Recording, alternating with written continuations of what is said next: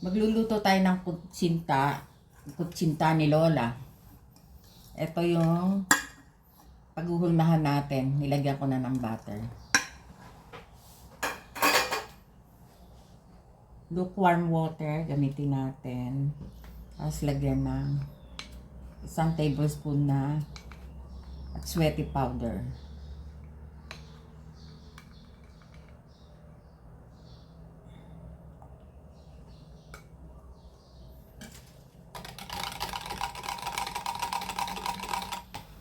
Haluin mabuti.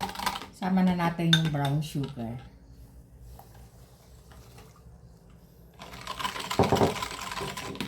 At lye. Ito lye, lihi ah. Haluin mabuti hanggang matunaw. Salain muna yung glutinous rice. At saka rice flour.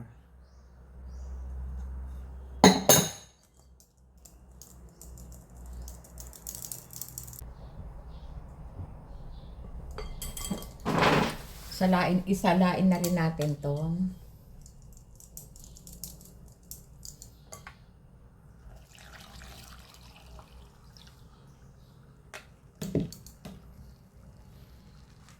Yan, haluin mabuti.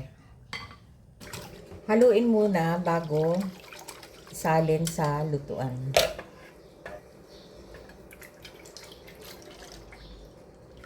Yan, lagyan ng foil.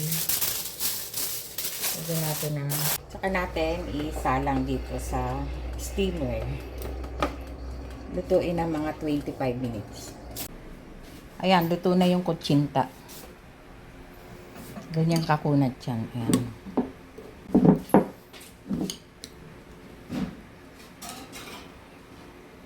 Ayan, ganyan kakunat siya.